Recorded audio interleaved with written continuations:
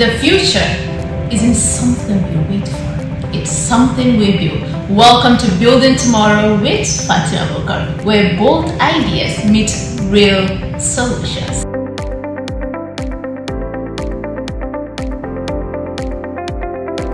From innovation to leadership, economics to sustainability, we bring together visionaries, change makers, and experts that drive the conversation that shape Nigeria's future.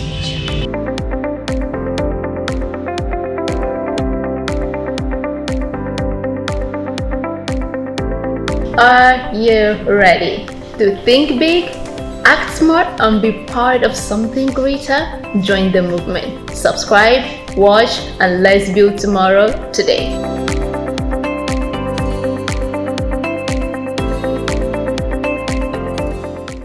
From policies to people, from vision to village. Welcome to another episode of Building Tomorrow. I am Fatima Bukar, and today's journey is one that stirs the heart and hope. Get ready for some insights and inspiration. We'll be right back.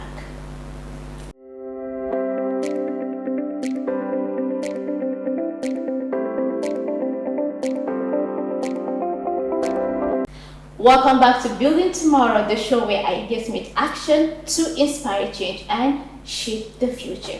Today we are going to dig deep into the roots of change, and we are going to discuss this with a development practitioner's take on politics and policies. Mr. Uthman Shariff Jidda, welcome to the show.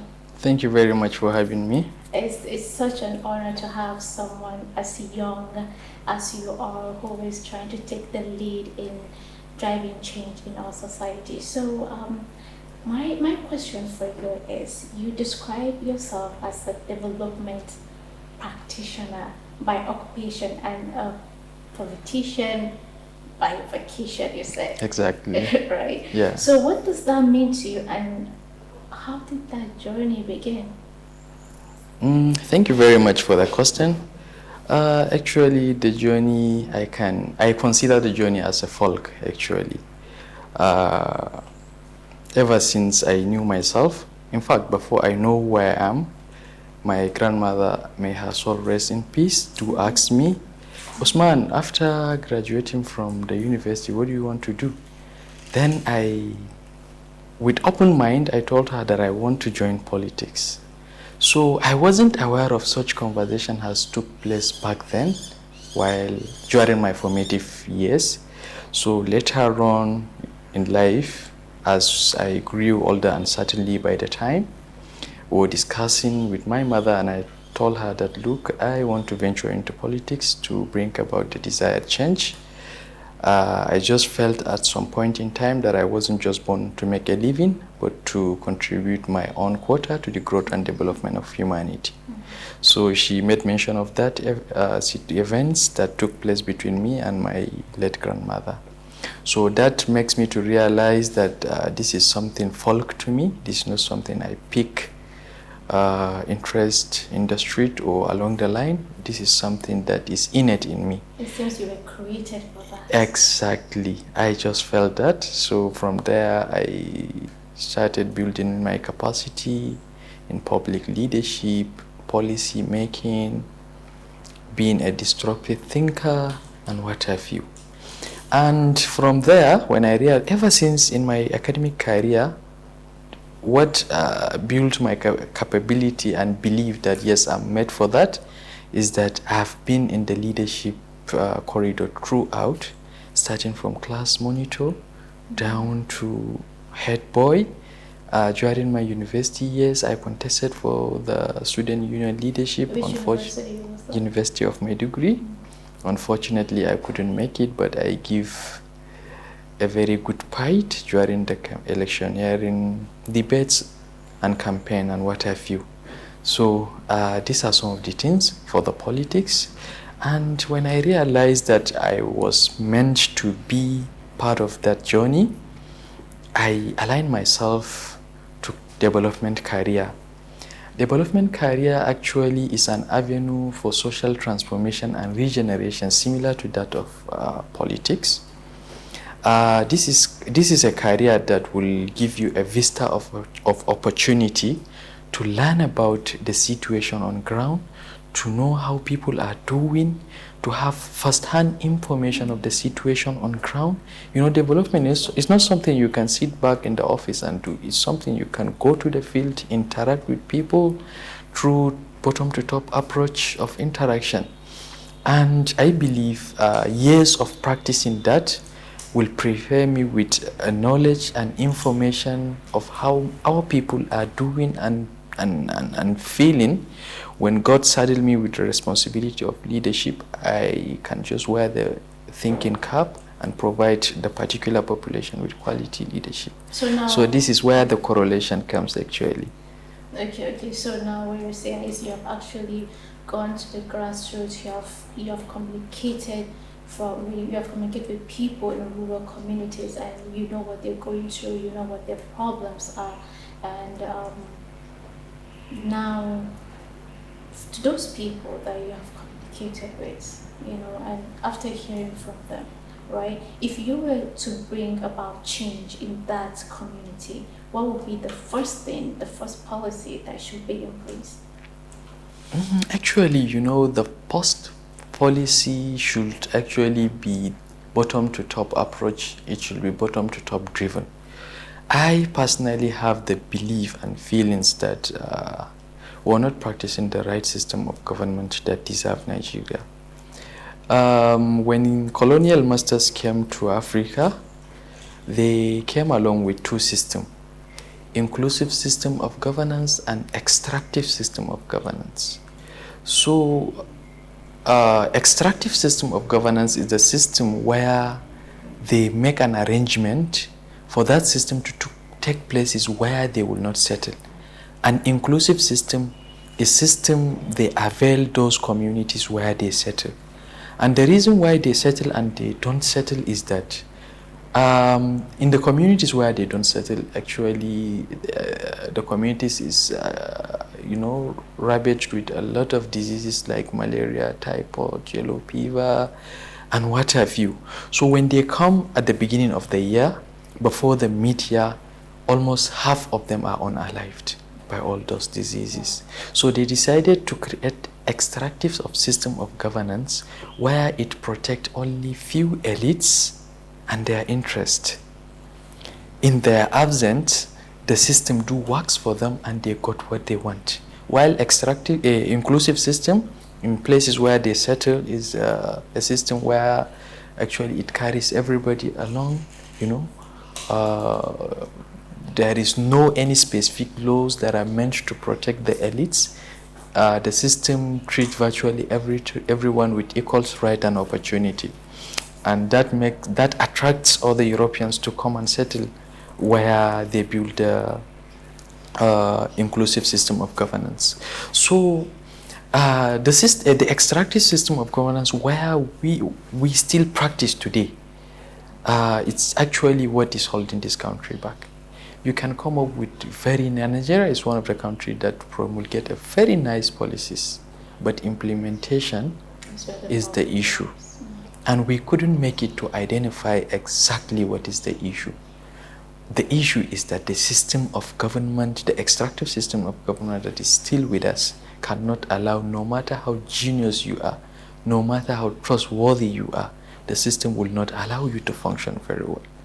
So first and foremost, I think the right thing to do is to change the system of government we are practicing in Nigeria from the extractive to inclusive. And this system can only happen when you can go back and consult our pre-colonial leadership style. We need to put those policies and approach into Nigerian template. We need to look at our peculiarities and contextualize. So by so doing, we'll have a kind of policy approach that is people-driven. This kind of approach will also restore the trust of people in the system, thereby participating. It makes it participatory system of governments where people will have say in their policy, where trust will be restored.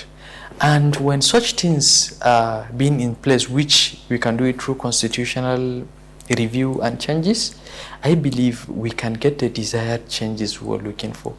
But believe me, there is no way we can make a reasonable progress with the current constitution we're operating and the situation on ground.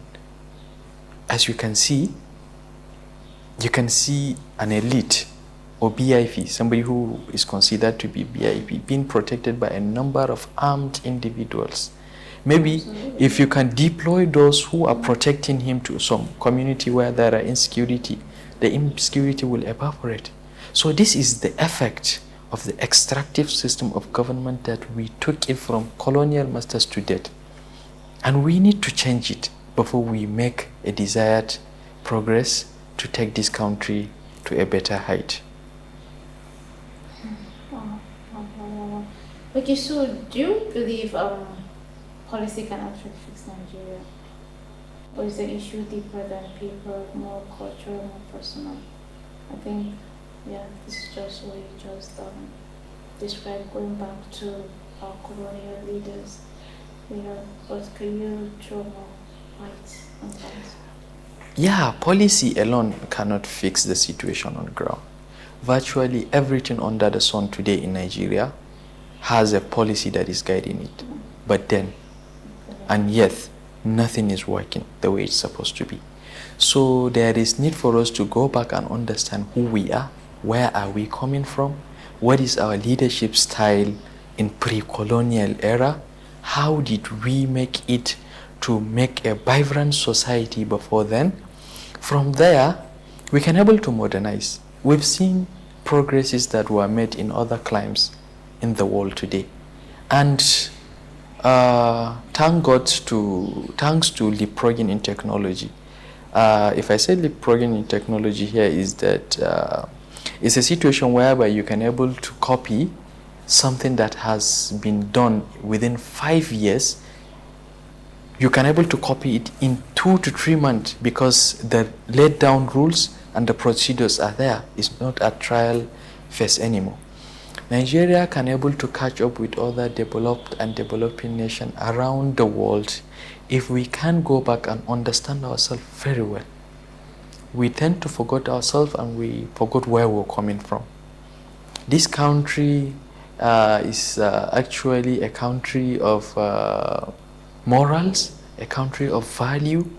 Virtually every region before the amalgamation have their leadership style, but we abandoned that. We have a very vibrant and functional society as at then. If we go back to history, you can got to know all the dynasties that exist, the empires and what have you. They have a very functional government that serves the interests of the people. But when we do away with that and look forward to the new way of life which doesn't suit us, we tend to find ourselves not expert there, and we left where we were. So we found ourselves in a crossroad. Virtually nothing works for us. So what's the first policy that you push through if you were in a position of leadership today? Actually, the first policy for me to push is actually, I will call for a constitutional review. The problem started there. The constitution has a lot of loopholes that we need to work around. It doesn't translate to the reality of the Nigerian people. We need to sit down with the strategic stakeholders around, experienced individuals, seasoned civil servants, experts in laws. We already have what it takes for one to be a Nigerian in the 21st century. This will give us a vista of opportunity to come up with ideas and approaches to see how we can mend a law that will work for all and sundry, a law that will carry everybody along, a law that will favor way for a person who is competent to thrive and give the God-given talent to make the country prosper. I think constitutional review is the first and foremost thing we're supposed to do when God can give us the chance to provide leadership at whatever level, so long we can able to influence that at the country, in the country. So do you think Nigeria can actually be fixed in one lifetime? Or is this a generational journey? I'm eternal optimist that I think there is this nugget of, I can't recall him. He said limitation is a fatal thing. Nothing succeed like excess, and everything is possible. Never use the word never. We need to be eternal optimists. If you can go back to history and study how other countries grow and developed, some of them are more detrimental and worse than Nigeria. Sure. But the responsible leadership with will, they got to have that. And you can see things are changing within decades or two. As I mentioned earlier, leapfrogging in technology has paved a way for people to learn and to execute things that happens in other climes without wasting the real time spent to come up with such approaches, either in leadership, technology, education, and what have you. So fixing Nigeria, actually, it's not a big deal if the will is there, the competency, the capacity, and the capability. And I have feelings that my generation will actually fix this country. I currently enroll myself in a program which these are some of the things that I've been doing all this while. African School of Politics, Policy and Governance.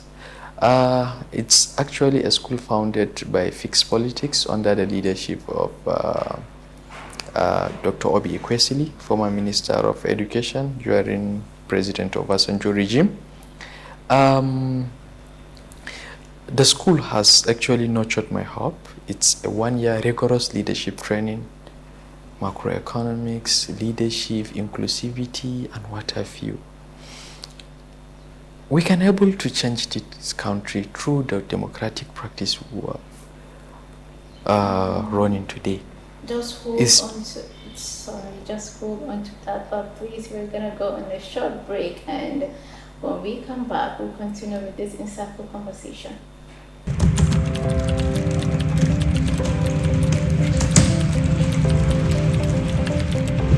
The future isn't something we wait for, it's something we build. Welcome to Building Tomorrow with Fatima Bukar, where bold ideas meet real solutions.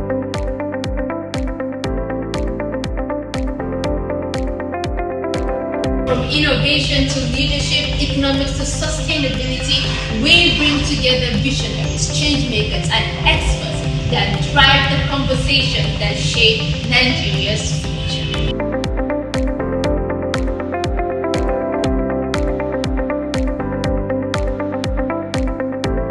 Are you ready to think big, act smart, and be part of something greater? Join the movement. Subscribe, watch, and let's build tomorrow today.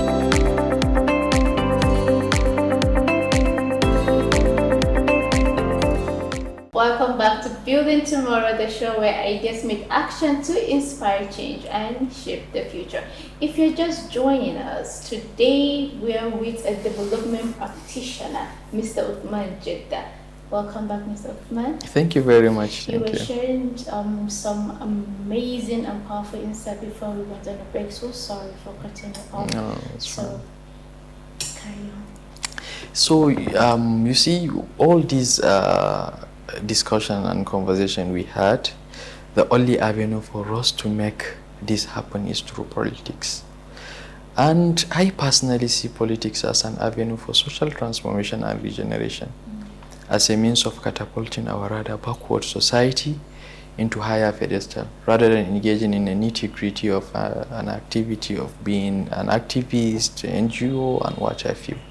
None of these social avenues can give you the desired power and capability to make the desired change, unless the politics we're talking about today. And we need to fix our politics for us to get the quality individuals that could able to make contributions to the desired change that we want to see in our lifetime. So talking about individuals, right? We're Exactly. talking about the citizens, right? So I'm sure you're also referring to the youths, Exactly. right? So without waiting for the government, right? What can the youth start doing today to start fixing Nigeria from the ground up? 2 years ago, there is a theme I submitted to Kanim TEDx. I termed it as locus of internal control as a paradigm shift in our attitudinal disposition. We need to look inward. Nigeria is what it is today because of our individual attitude and characters towards the public. So I think it's high time for us to understand that our actions and inactions at individual level is what comes together to bring us into the situation where we were today. If we can able to look inward and fix virtually all the wrongdoings that we were doing, we can wake up one day and found ourselves in a society where everyone is doing the right thing. So what you're saying is we are our own problems. Exactly. And change begins with every single one of us. Exactly. Thank you for reframing the entire process to this. We have to look inward. Other climes that we saw them thriving, the leaders and the citizens of that particular societies didn't come from Mars or Jupiter. They were born, bred, battered, and trusted right in the society where we see them growing and developing. And what are they doing it right? It's individualistic ideology of saying that my actions and inactions have an impact on the society I'm living in. I had a story, a Nigerian married to a lady in the Europe. So I think they were moving from one country to another. They went to another country to do a shopping and come back to their country. So the border control agents stopped them and asked him, do you have anything to pay for duties in your car? He says no. So while she was sleeping, they drive, I think, miles away. She said, haven't we came across the border control agent? He said, yes, and this is what he said, no, we can't cheat my country. We should go back and pay them. Look at the level of patriotism. He is a Nigerian. He thinks he can get away with it. She has to ask him, let them go back and pay what is due for them to pay, because they are bringing something into the country that is not manufactured there. I can only imagine how Nigeria will be if we had more people like that. Yes, so this is individualistic approach to fixing the problem we were facing today. No cutting corners. Everybody is trying to do the right thing. So by so doing, I think we can get the country to where we want. The leaders we were complaining about today did not come from Mars or Jupiter. They were born, bred, battered, and trusted right in the heart of the society where we are. They were portraying the attitude of, they were just a superset of the population. They were portraying the attitude of average Nigerian that is actually portraying in the society. So I think fixing this country, for me, it's gonna be a bottom to top approach. There is no way you can say you will fix this country from those in the leadership position. It can never work. You just need to catch them young. And we can do that by changing our curriculums, by bringing some of the curriculums that will instill the spirit of patriotism to the young Nigerians that are just coming up. Generation is transient, we're going, and our younger ones are coming. So I think we can make a desired change by making this kind of approaches, by establishing this kind of approaches in our society. So you're working in the development space, right? Exactly. Right. So what small and local changes, have you seen that has given you hope for Nigeria's future? in every development activity, there are modus operandi, there are standard operation procedure. One of the work I'm doing is community and social development. It's a World Bank funded project financed by state government. When we go to a community, we're into micro projects actually. When we go to a community, we bring them together in a session called participatory rural appraisal. We identify the resources, we prioritize them together with the community members. So we form them into community project management committee. Then we allow them to come up with community development plan and execute the topmost needs in their priority list.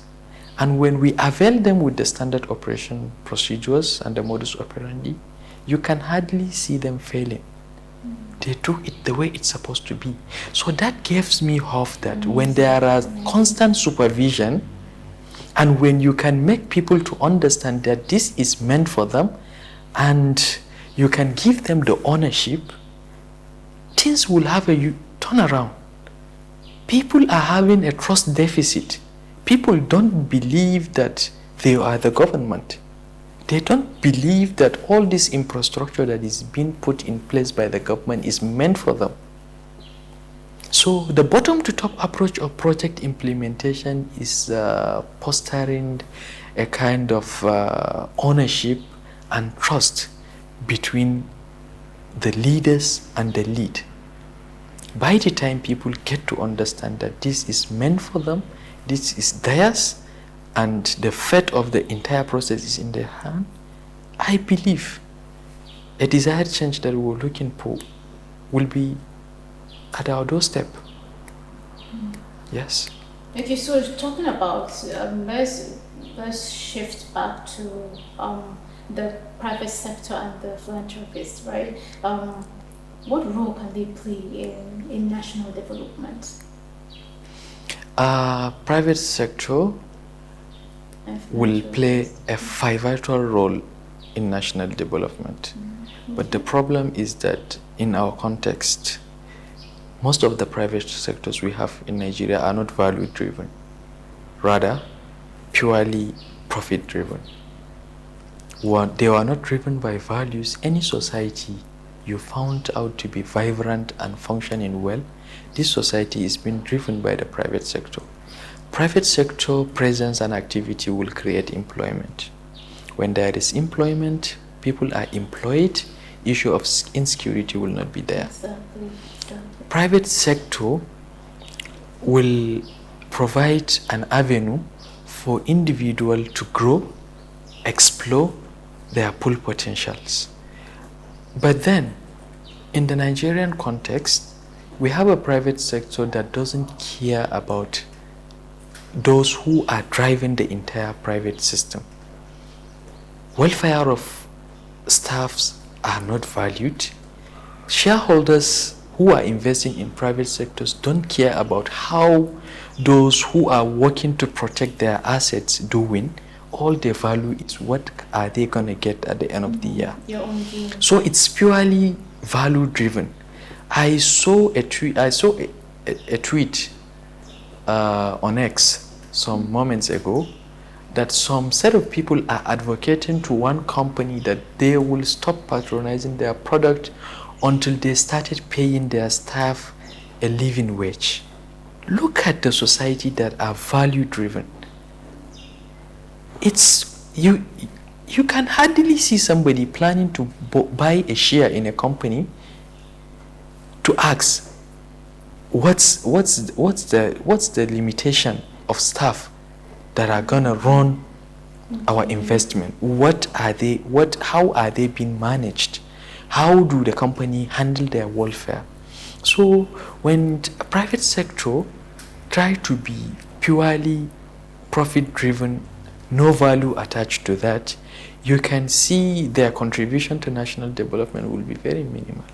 But then we cannot discount the fact that private sector is one of the vibrant sector of economy that will keep a country going,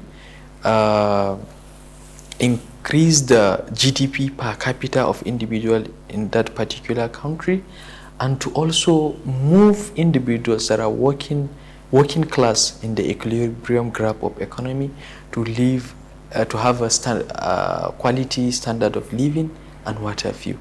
Private sector, it's very key in our growth and development, but we need to actually reverse our laws and look at the private sector operations in Nigeria for us to have a desired change in that particular sector, while the government will be readily available to provide them with the veritable platforms and ground for them to thrive.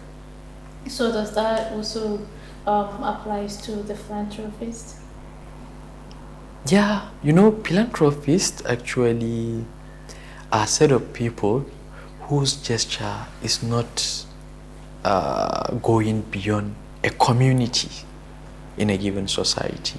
What they were doing is actually impactful, but the impact is not actually bringing a desired change to the society. It's not bringing that sustainability. Exactly. The sustainability that we were looking for is not bringing that sustainability.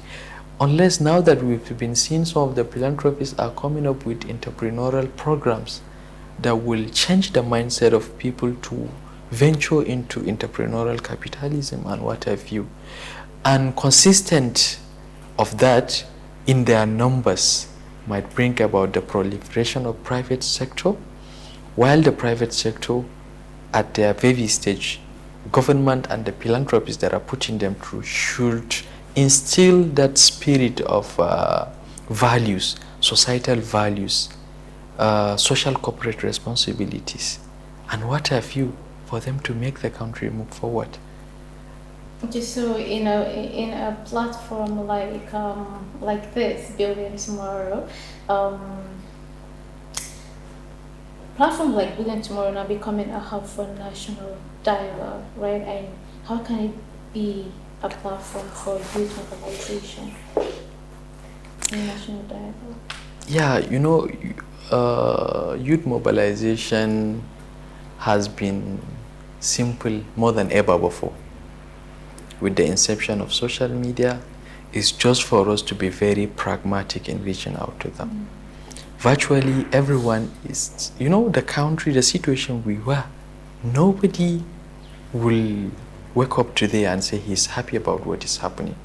Sure. If you can come up with a very robust strategy and roadmap for you to mobilize the youth, make them understand the situation on ground, and instill them with the desired change for them to actually canvass proposition of leadership and implement that, I think such platform will be one of the best for us to walk around, to mobilize our likes, to see that we change the narrative.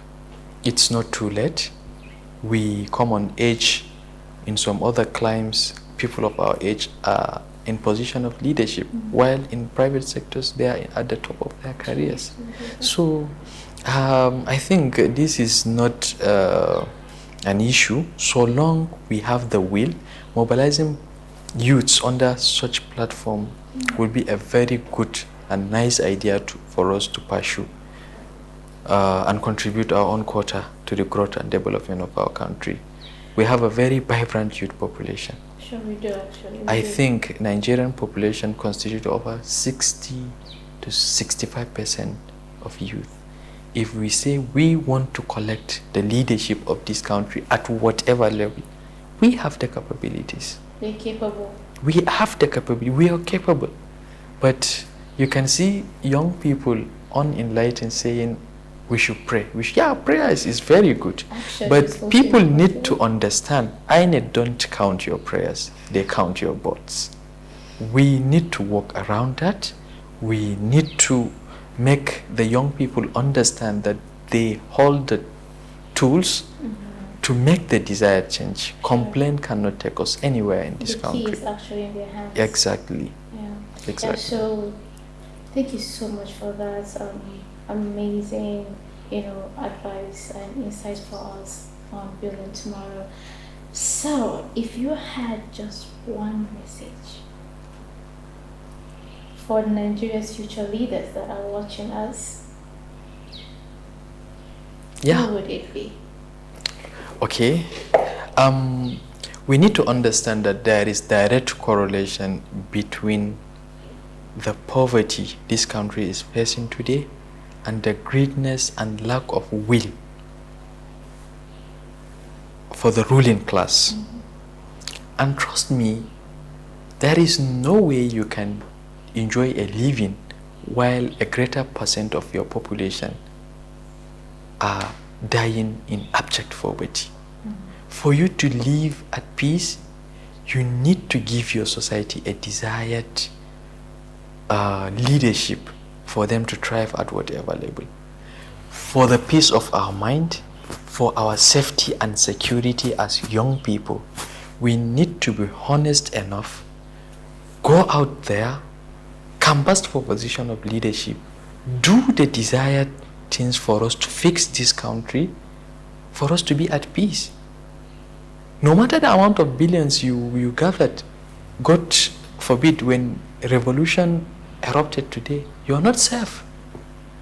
Your billions will not protect you. You need to create an avenue for everyone to thrive. And we're not expecting somebody to come out there to provide us with that quality leadership that we were aspiring for. We need to do it ourselves. Franz Fanon has once said, every onlooker is either a coward or a traitor, and I don't want to be one. I will go out there and fight for position of leadership. When God saddled me with the responsibility, I will wear my thinking cap and provide the quality leadership. It might interest you to know that I'm ready to pay a supreme price, if needs be, if I can find myself in a position of leadership, than for me to compromise. Sure. And I'm always praying, may I be where I'm thinking, my thinking faculty is stick. May I found myself, may I stick to that ideology whenever I found myself. Did you know that I'm currently developing a blueprint for Nigeria? Are you? No, I didn't know that. So I think it might interest you to know that I'm working on that. Wow. And I'm virtually updating Amazing. it with every bit of information I got at my disposal. We study history to know the past, adjust the present, and plan for the future. That's fantastic. I took my time to study the history of this country from the word go to date, from different perspectives. I got to have a lot of insight. I got to know who Nigerians are, where are we coming, what have went wrong along the line, what did we need to do to get ourselves back on track. Wow, that's really beautiful, Mr. Uthman. So that's just to say that change doesn't wait. What matters and what you need to do and what you need to do now is to take that bold step and honest action. Here at Building Tomorrow, we're not just talking, we're building solutions. I am Fatima Bukar. Thank you for watching. Let's keep shaping the future. Until next time.